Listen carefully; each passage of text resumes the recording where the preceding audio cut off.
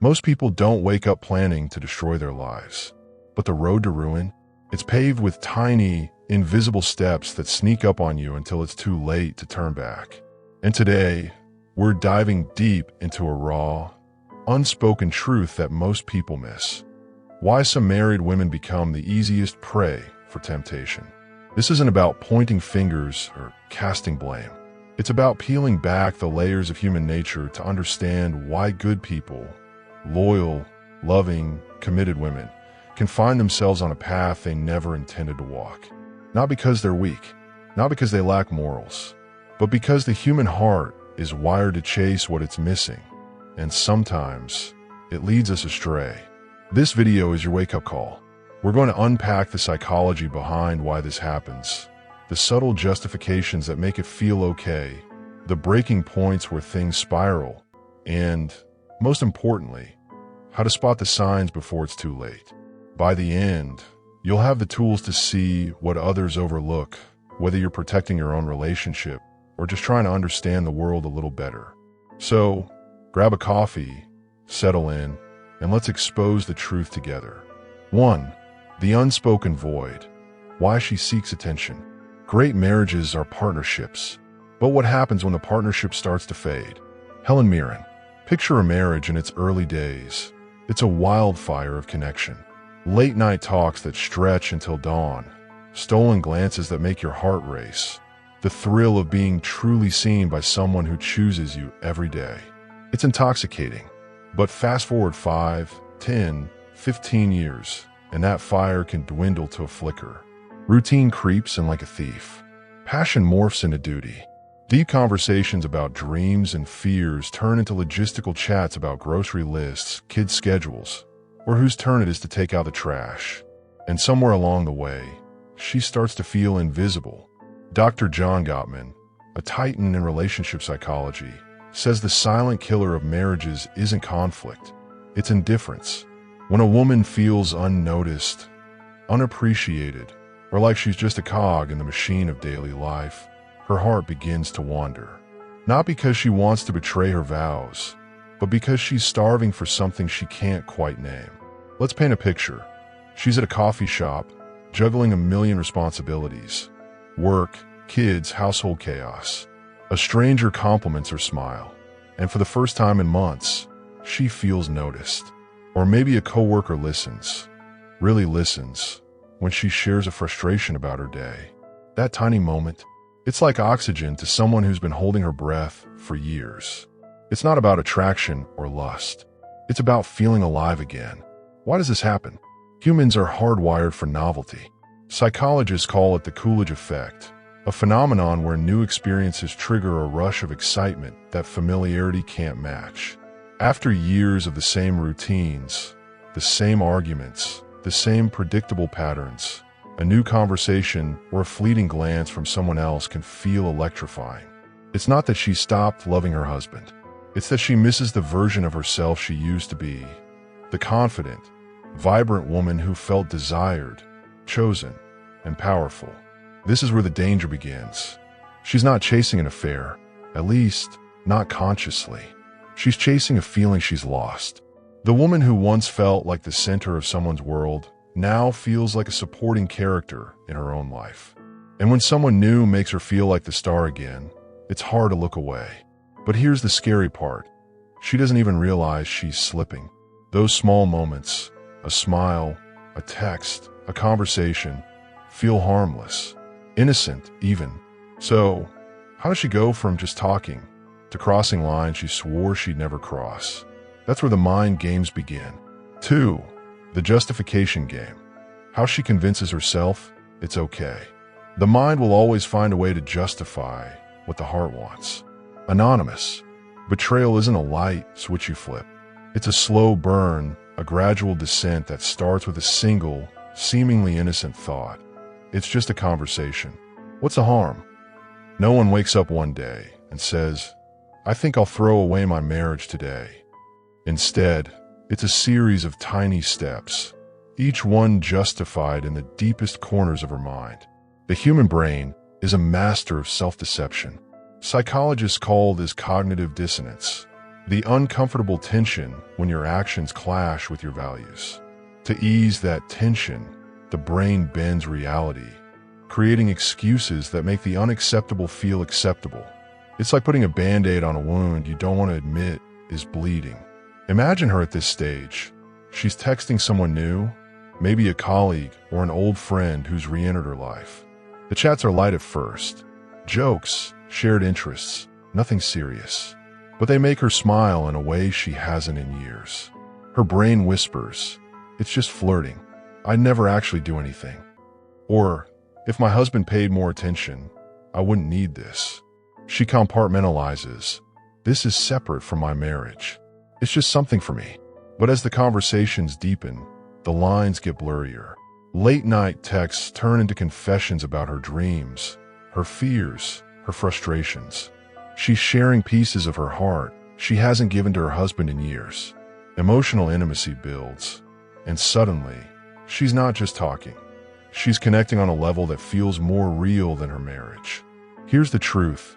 Cheating isn't always physical. The moment she starts keeping secrets from her partner, hiding texts, downplaying who she's with, or guarding her phone like it's a vault, she's already crossed a line. Emotional affairs are insidious because they're harder to define. There's no clear boundary like a kiss or a touch. It's a gray area, and that's what makes it so dangerous. Let's take it further. As the connection grows, her justifications evolve. She might think, "I've sacrificed so much for this marriage. Don't I deserve to feel good?"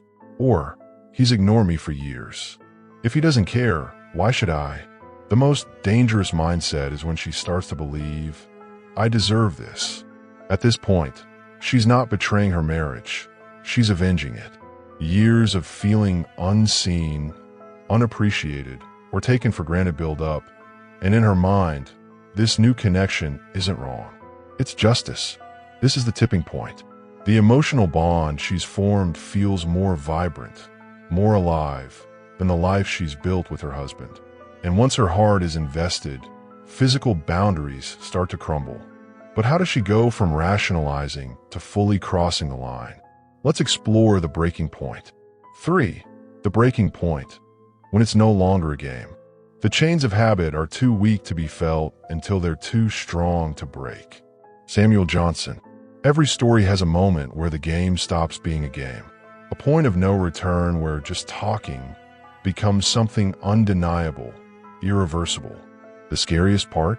She often doesn't realize she's crossed it until it's too late. Psychologists call this threshold theory.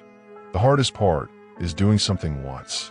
The first time she sends a text she knows she shouldn't, her heart races with guilt.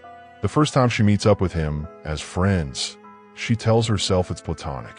The first time his hand lingers on hers, and she doesn't pull away, she feels a pang of wrongness. But after that first step, the second is easier. The third feels normal. By the fourth, it's part of who she is. Here's a chilling truth. Attraction is addictive. Neuroscientists have found that romantic and sexual sparks activate the same brain pathways as cocaine or nicotine. That dopamine rush, the thrill of a new message, the butterflies of stolen glance, is a drug she didn't know she was craving. It's not just about the other person. It's about the feeling she gets when she's with them, a high that makes her feel young, desired, and powerful again. She might tell herself, "I can stop anytime." But can she? The lies get easier. Hiding a text becomes second nature.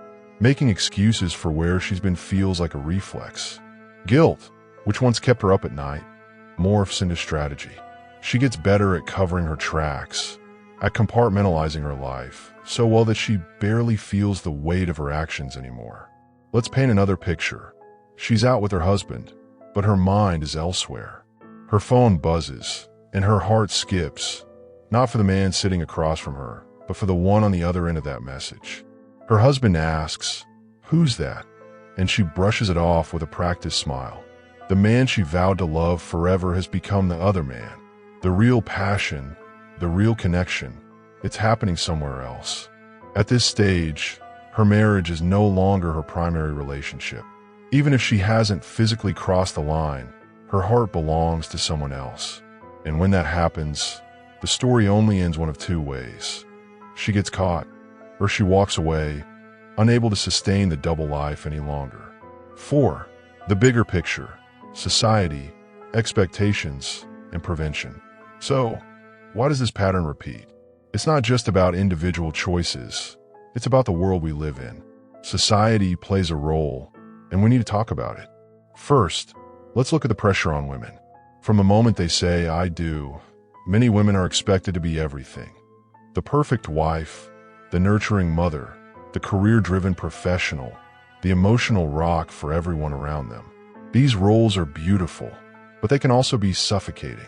Over time, some women feel like they've lost their identity, reduced to someone's wife or someone's mom instead of the vibrant individual they once were. Social media doesn't help. It's a highlight reel of other people's lives, where everyone seems happier, sexier, more fulfilled. A woman scrolling through Instagram might see old friends living seemingly glamorous lives, or strangers posting about passionate relationships, and wonder, what happened to me? That comparison can plant seeds of discontent, making her more vulnerable to external validation. Then there's the modern paradox of connection. We're more connected than ever. Texts, DMs, apps, but lonelier too. A 2023 study found that 1 in 3 adults feels chronically lonely, even in relationships. For a married woman, a kind message from someone new can feel like a lifeline in a sea of isolation. But here's the flip side. This isn't inevitable. Understanding these patterns gives us power, not just to spot the signs, but to prevent the slide. If you're in a relationship, prioritize emotional intimacy. Small gestures, like a heartfelt compliment, a night of real conversation, or simply listening without distraction, can reignite the spark that keeps her heart at home. If you're the one feeling unseen, speak up before seeking validation elsewhere. And if you're observing this in someone else's life, approach with empathy, not judgment. Prevention starts with awareness. Marriages don't crumble because of one big mistake. They erode from 1,000 tiny oversights. Keep choosing each other every day, and you can stop the void before it forms. The truth you can't ignore. So, why are some married women easy prey? Because they're not looking to cheat. They're looking to feel.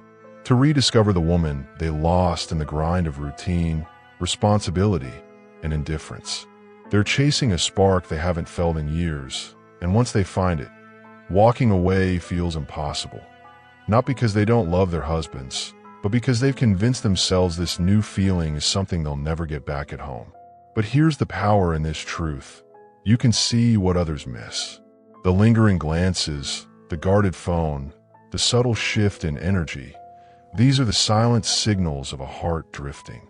Whether you're protecting your own relationship, supporting a friend, or just navigating the complexities of human nature, this knowledge is your edge. It's the ability to read between the lines, to act before it's too late, to never be blindsided by the game. Let's get real for a second. Relationships are messy. They're beautiful, but they're hard work. And the work doesn't stop after the wedding day. It's a lifelong commitment to choosing each other, even when it's tough. If this video resonates with you, take a moment to reflect. What can you do today to strengthen your connection with the people who matter most? Maybe it's a conversation, an apology, or just showing up fully present. Small steps can change everything. Now, I want to hear from you. Have you seen these patterns in your own life or someone else's? What's your take on why this happens? Drop a comment below. I read every single one, and I love hearing your perspectives. If this video hit home, smash that like button to let me know, and share it with someone who needs to hear this truth. It could spark a conversation that changes everything. And if you're new here, welcome to Wisdom and Grit, where we dive deep into the raw realities of life, love, and human nature. Hit that subscribe button and ring the bell so you never miss a video.